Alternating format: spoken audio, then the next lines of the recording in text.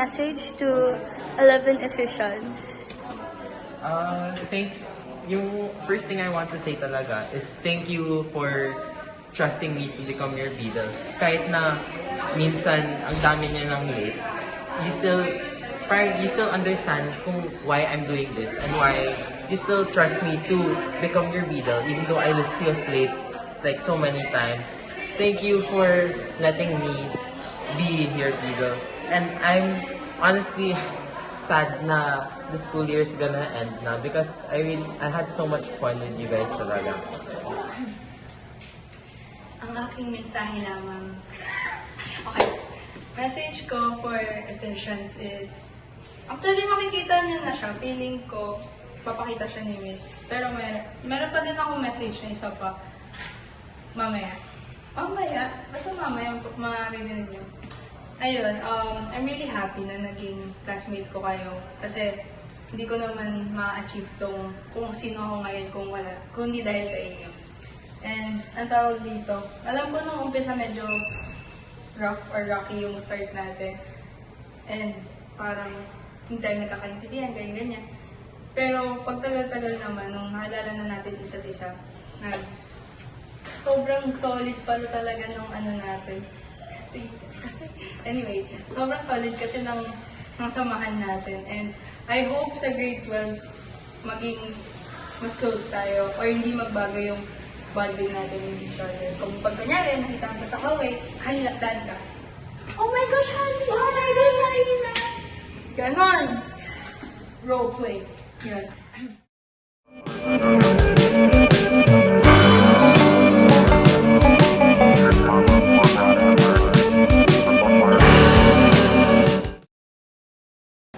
Hi guys, thank you so much for trusting me, for working with me and being so cooperative. Thank you for the memories we've shared and for making this year a memorable one. I hope you all enjoy a well-deserved break and that I wish you guys the best for the years to come.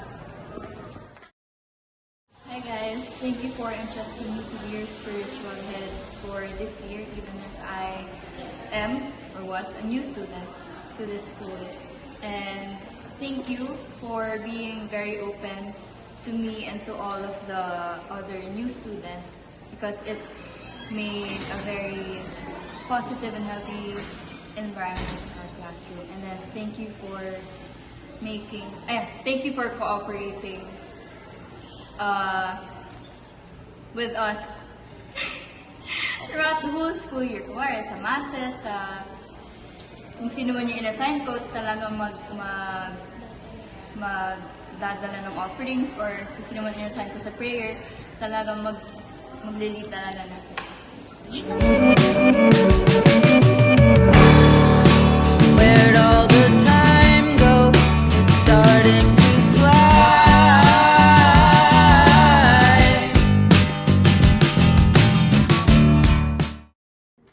Miss Rod, can I please speak to you? Yes na. My message for Miss Rodriguez is thank you so much, Miss, for your efforts and support. Pero Miss, thank you so much talaga sa efforts and support mo kasi sobrang lagi ka nandiyan para sa amin. You guide us all the time. Hindi ka na nakakalimot sa mga tawag dito, mga reminders mo and everything. Tapos ang organized mo, ang organized ni Miss, no? Do you believe? Yeah. Sobrang organized ni Miss every time. Lalo na sa mga planning, sa mga papasagutan. Yung mga planning and events, sobrang talagang effort ni Miss. And I'm really happy and thankful na may ganun kaming advisor kasi hindi lahat ng advisor ganun ka-hands-on, lalo na sa senior high school kasi syempre malaki na kami. Iisipin ng mga iba naman, kung sino man. Siyempre sabihin na, hindi kaya nyo na yan, ganyan. Pero si Miss talaga, kahit na alam niya malaki na kami, inaalagaan niya pa rin kami parang mga baby. Thank you so much. Thank you, Miss.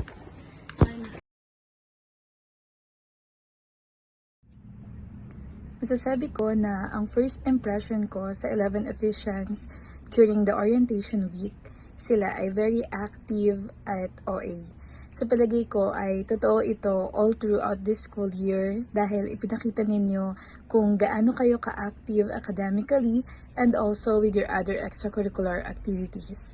OA in a positive way dahil nagagawa ninyo kung ano yung mga gusto ninyong gawin at nasasabi ninyo kung ano yung mga gusto ninyong sabihin.